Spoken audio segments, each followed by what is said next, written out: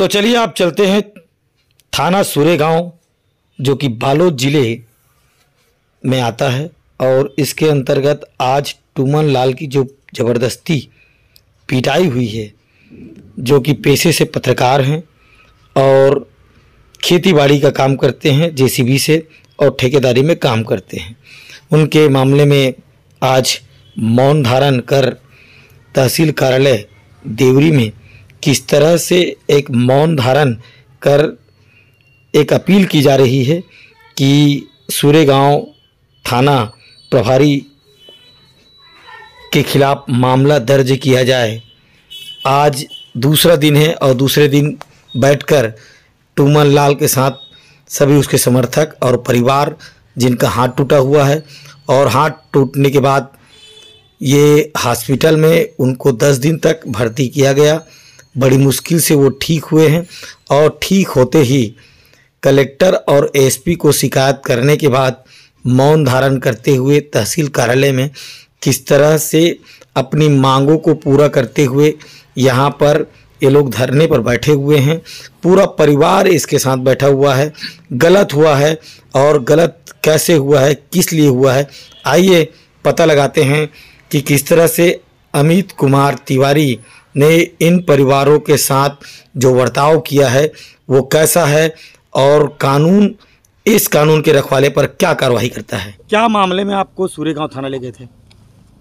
ले गए नहीं थे, बुलाए थे उन लोग। हाँ, क्या मामले में? पैसे के मामले में। किस टाइप का पैसा?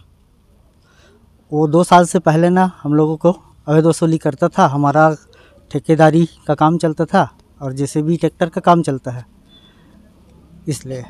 तो अवैध वसूली का पैसा लेता था? हाँ। किस टाइप का अवैध वसूली काम होता था? वही गाड़ी वाड़ी चलता है उसका। अच्छा। देना है करके। अरे मुरुम खदान हाँ, हाँ। को कुछ ऐसे मामलों में। हाँ। तो थाना पैसा लेता था पहले? हाँ। है नहीं? तो इस बार कुछ कारण लेट हो गया आपका? हाँ, 2 महीने से नहीं दे पाए थे। अच्छा। हाँ, आर्थिक स्थिति को है नहीं? हाँ। कहीं से पेमेंट नहीं आया इस कारण। हाँ। तो आपको लेके आके क्या किया आपने? ये हाथ को तोड़ दिया आपका? हाँ। किस टाइप का काम किया बताओ मेरे को थोड़ा सा। मतलब वो ना मेरे जेब में रखे 8700 को भी निकाल लिया। हाँ हाँ हाँ। ठीक है। उसके बाद ना मैं उसको बोला, वो मतलब वो मेरे को पैसे के लिए बोला कि मुझे ऊपर लोगों को देना पड़ता है, ऊपर लोगों को और स्टाफ को भी मैनेज करना पड़ता है, तो पैसा दो करके। तो मैं बोला अभी व्यवस्था में थोड़ा सा नहीं हो पा रहा है, जैसा व्यवस्था हो जाएगा ला के दे दूँगा। फिर वो नहीं माने, वही बोले कि ऊपर लोगों को देना पड़ता है, स्टाफ लोगों को देना पड़ता है। तो मैं बोला आप ठेकेदार से बात कर लो। इतने में गुस्से हो गए वो। नहीं, ऊपर लोगों को यानी किस टाइप के ऊपर लोगों को आपको इनको देना पड़ता है? अब वो तो वही बताएंगे ना, विभागीय लोगों को देना पड़ता है बोले। अच्छा, विभागीय लोगों को देना हाँ। जाता है। देख लीजिए आप लोग कि ऊपर लोगों को देना पड़ता है, यानी कि किन ऊपर वालों को देखना पड़ता है, ये तो समझ से परे है। मगर यहाँ पर एक चीज़ और देखते हैं, ये हमारे पत्रकार भाई हैं, हरिभूमि से हैं। और हरिभूमि से क्या मामला क्या है भाई, बताएंगे थोड़ा सा? हाँ, मामला ये है कि पिछले 2 साल से अमित तिवारी हम लोगों से ट्रैक्टर जेसीबी ठेकेदारी के नाम में 10-10 हज़ार अवैध वसूली लेता था और पिछले 2 महीने से हमारा काम नहीं चल पाया। इस कारण हम लोग 2 महीने से पैसा नहीं पहुंचाए थे। तो टूमन साहू को फ़ोन करके बुलाया, उसका हवलदार जो भी है विकास साहू, कि आपको थाना प्रभारी सूरेगांव अमित तिवारी बुला रहे हैं करके। तो ये गया, बताया हम लोगों को। तो उसके बाद ये गया थाना गया तो अमित तिवारी बोला कि हम लोगों के पास अभी पैसा नहीं है सर, अभी नहीं दे पाएंगे, समय लगेगा। उतने में अमित तिवारी इसको इतना मारा कि इसका हाथ पूरा फ्रैक्चर हो गया है और पिछवाड़े में भी बहुत मारा है। और इसको बोला है कि अगर तू 1 लाख रुपया नहीं देगा अभी तो तुमको गांजा और दारू केस में फंसा देंगे, 4 पेटी दारू और गांजा केस में, और तुम्हारे मालिकों को भी फंसाएंगे ऐसे करके। तो टूमन साहू तैयार हो गया कि मैं 1 लाख रुपया ला रहा हूं सर करके। फिर छोड़ा इसको और इसके पास रखे 8700 को भी अमित तिवारी ने लूट लिया है। तो आप लोग देख रहे हैं कि बालोद ज़िले में किस तरह से ये जो सूरेगांव थाना है, सूरेगांव थाना में एक पत्रकार साथी हैं हमारे, एक हाकर हैं और एक यहाँ पर एक जो ब्यूरो चीफ का काम करते हैं हरिभूमि का, और संचार प्रचार सर का दोनों काम करता है। और सूरेगांव में जो थाना का निर्माण हुआ था आम लोगों की पब्लिक के लिए, जिस तरह से सदोहर के लिए एक नियम के तहत काम करने के लिए बना हुआ था, मगर ये थाना अब वसूलीबाज बन गया है। मुख्यमंत्री भूपेश बघेल के साथ अमित कुमार तिवारी का भेंट मुलाकात के तहत कार्यक्रम में उनकी ड्यूटी लगी है, वे अभी अनुपस्थित हैं और हम वहां जाने का प्रयास करें। आपको दिखाएंगे कि जो टूमन लाल के खिलाफ आखिर क्या कार्रवाई की गई है और किस तरह से उनको थाने में लाया गया, उसे जानते हैं। उससे बड़ी बात यह है कि अगर टूमन लाल साहू उस दिन 1 लाख रुपया नहीं दिए रहता अमित तिवारी को, तो वो टूमन लाल साहू मुझे और मेरे भाई जितेश कश्यप को वो गांजा और दारू केस में फंसाने का पूरा प्लान कर लिया था। हम लोगों को टूमन साहू फ़ोन से बार बार कॉल करवाता था कि उन लोगों को बुलाओ करके, स्पीकर चालू करके बात करवाता था।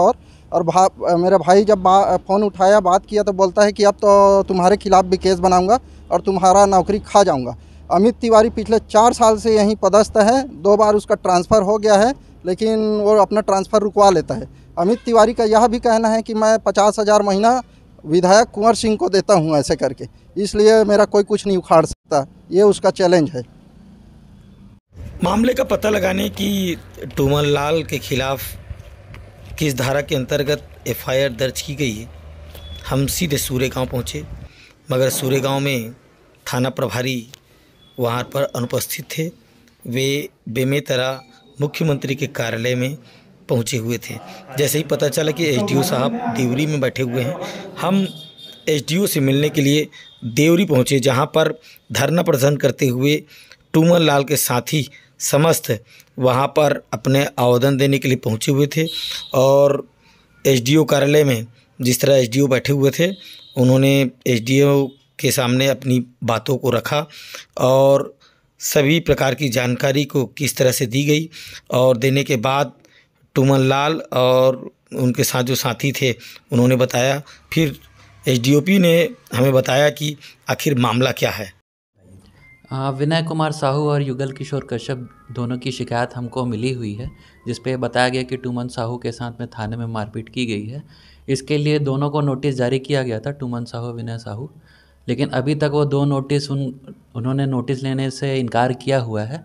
इसके साथ में थाने में जो उनके जो बताया गया तथ्य के आधार पर थाने से प्रतिवेदन और जो मौके के गवाह हैं उनका स्टेटमेंट लिया जा रहा है, जिसके बाद पे आगे की कार्रवाई की जाएगी। सर, जैसे कि टूमन साहू ने बताया है कि थाने में उनको मारपीट किया गया है करके, तो सूर्यगांव थाना में, तो क्या एक पुलिस वाले के ऊपर कार्रवाई होगी? मैडम, अगर गलती हुई है तो कार्रवाई होगी, बट यहाँ पर हमको जो स्टेटमेंट हैं वो सिर्फ उनके एलिगेशन के आधार पर एफआईआर नहीं किया जा सकता। उनके एलिगेशन जब प्रूफ होंगे तभी कुछ एफआईआर होगा। क्या सर सट्टे का मामला है क्या? सट्टे का मामला ये था कि सट्टे का एक व्यक्ति था जिसको पकड़ाया था, जिसके पूछताछ पे ये पता चला था कि टूमन लाल साहू के कहने पर वो सट्टे का काम करता है, तो जिसमें टूमन लाल साहू को बुलाया गया था और उससे पूछताछ वगैरह की गई थी। थाने के द्वारा जो प्राप्त प्रतिवेदन है उसमें उसने सुपुर्दनामा वगैरह सब चीज़ लगाया हुआ है, तो आगे जो भी है कार्रवाई वगैरह की जा रही है। तो देखिए किस तरह से बेबाक रूप से एक पत्रकार अपनी बात आम जनता तक पहुंचाता है, सरकार तक पहुंचाता है, मगर सरकार क्या उनकी बातों को पहुंच पाती है, क्या उनकी बातों को तह तक जाती है। अब हम देखते हैं कि आखिर एफआईआर दर्ज किस तरह से की गई है और क्या कार्रवाई की गई है, क्योंकि जिस तरह से एफआईआर अगर दर्ज करनी चाहिए थे तो ये खुलेआम मंच पर बैठकर उनका विरोध कर रहे हैं, और विरोध के साथ साथ पूरा परिवार और पूरा खपरा भाट गांव यहाँ पर बैठा हुआ है। और खपरा ये किस तरह से यहाँ पर जो अत्याचार बालोद जिला में हो रहा है और कुंवर सिंह निषाद विधायक का नाम भी आ रहा है, क्या वास्तविकता से सूर्यगांव थाने अमित कुमार तिवारी पर कार्रवाई होगी या नहीं? देखिए पंचायत नियोजन राजू सोनी के साथ।